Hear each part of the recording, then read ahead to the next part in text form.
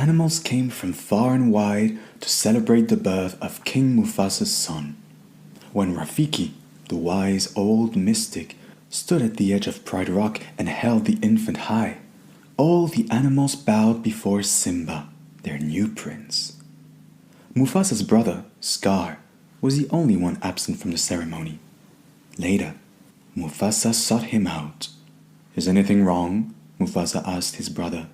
"It must have slipped my mind," Scar replied. But the truth was, Scar was smoldering with jealousy and anger. The young prince Simba had taken his place as next in line to be king. When Simba was a little older, Mufasa led him one morning at dawn to the top of Pride Rock. "Everything the light touches is our kingdom," Mufasa said. Then he explained that one day it would all belong to Simba. "What about that shadowy place?" asked Simba, looking into the distance. "That is beyond our borders. You must never go there," Mufasa replied soberly. "But I thought a king can do whatever he wants," Simba said. "There's a lot more to being king than getting away all the time," his father replied. Later that day, Simba's uncle Scar told him that the shadowy place was an elephant graveyard. "Only the bravest lions go there," Scar said. Cunning Scar. He knew Simba would not be able to resist the challenge of proving how brave he was. As Scar had hoped, Simba ran straight to his best friend Nala. "Come on," he said. "I just heard about this great place." The two cubs soon managed to escape the watchful eyes of Zazu, who had been assigned to babysit them. Then they headed for the elephant graveyard. Suddenly, the two cubs came upon an enormous hollow-eyed skull. "This is it," Simba announced proudly. "Wow, it's really creepy," Nala said. "I know. Let's check it out," Simba replied. He was about to climb into one of the huge eye sockets when an irritated Zazu caught up with them and ordered the cubs home. Simba was trying to argue with Zazu when they were interrupted by the hideous laughter of hyenas. Simba froze in his tracks. Well, one of the hyenas said. "What have we got here?" Zazu suggested that it was a good time to leave. "What's your hurry?" Shenzi said. "We'd love you to stick around for dinner." "Yeah, we could have whatever's lying around. Get it?" Benzai added. The hyenas became so absorbed in making puns that they almost let their dinner get away. Then Shenzi noticed that the trio had managed to sneak off. "Get them!" she shouted. The hyenas chased Simba and Nala inside the ribcage of an elephant carcass, which snapped closed on them like the bars of a jail. Then, just as the hyenas closed in on the cubs, there was a mighty roar, and a giant pound sent the hyenas flying. "Don't you ever come near my son again," King Mufasa commanded. Later, Simba tried to explain his behavior. "I was just trying to be brave, like you, Dad." "Being brave doesn't mean you look for trouble," Mufasa said. "But you're not scared of anything," Simba countered. "I was today," his father said. "I thought I might lose you." That night, Mufasa showed Simba the evening sky. "The great kings of the past looked down on us from those stars," Mufasa said. "They will always be there to guide you, and so will I." Unfortunately, Mufasa still did not realize that his own brother Scar presented the greatest threat to Simba. Scar was more determined than ever to get rid of Simba, and this time he would take care of Mufasa too. So first, he arranged for the cub to be caught in a stampede of wild beasts. Then, once Scar was sure that Simba was in mortal danger, he yelled to Mufasa, "Quick, Stampede, Simba's down there!" Mufasa leapt into the gorge and snatched the cub out of the path of the deadly hoofs. He set Simba safely on a rocky ledge. But then the rock crumbled under Mufasa's paws and he fell. Mufasa was badly injured. Gathering all his strength, he tried to crawl back out of the gorge. Scar was waiting for him on the ledge. "Brother, help me," Mufasa begged. But Scar let him drop into the stampeding herd.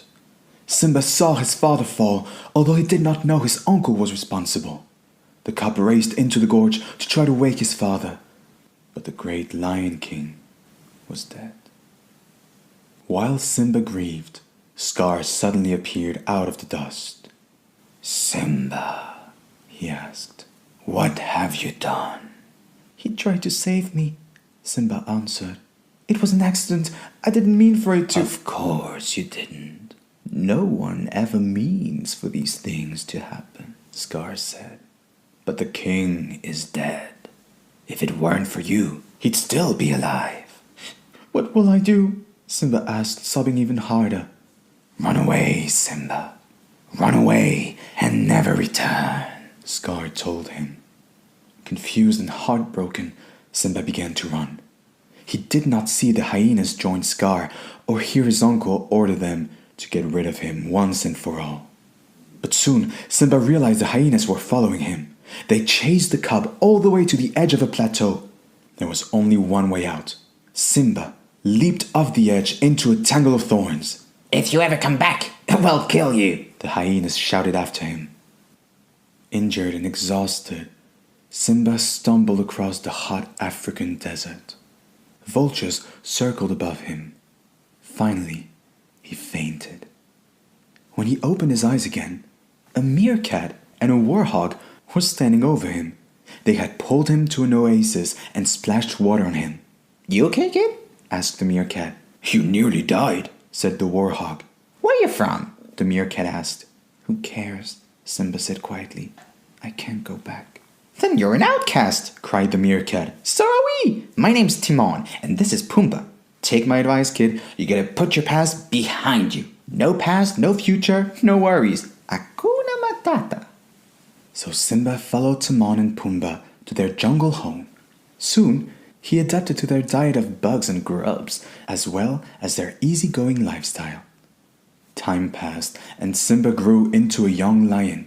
He led a happy life, although when he thought about his father, he grew sad. One day, Simba heard his friends cry for help. He found Pumbaa stuck under a tree root while a hungry lioness approached him. Simba quickly leapt into action and pounced on her. As the lions tussled, Timon gave Pumbaa a blow-by-blow account. "He's got her," Timon cried. "No, she's got him." The lioness had Simba pinned to the ground when she suddenly paused. Simba looked into the lioness's eyes. "Nala?" he asked incredulously.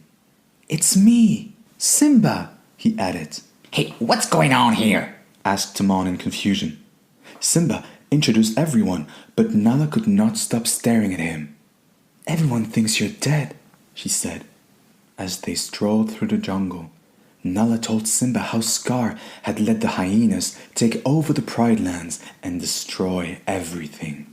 Then she tried to convince Simba to return as rightful king. But Simba insisted he could not go back. "I'm no king," he said. "You could be," Nala argued, but it was no use. That night, Simba was still thinking about his decision when an old baboon appeared. It was Rafiki. He told Simba he could help him understand who he was and what he was supposed to do. "I know your father," Rafiki explained. "I hate to tell you this, but my father died a long time ago," Simba replied, not recognizing Rafiki as the mystic who had presented him at his birth. "Nope, he's alive," the baboon said. He led Simba to a pool and pointed to Simba's reflection.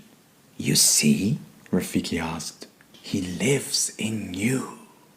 Then Mufasa's image appeared in the stars above Simba.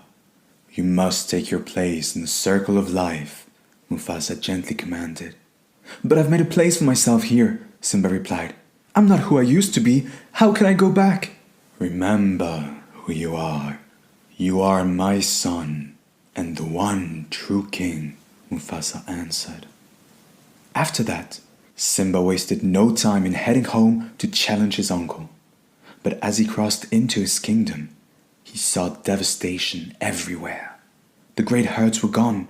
The grasslands were dead. Meanwhile, at Pride Rock, the hyenas complained to Scar that the lionesses had not brought them any food for days.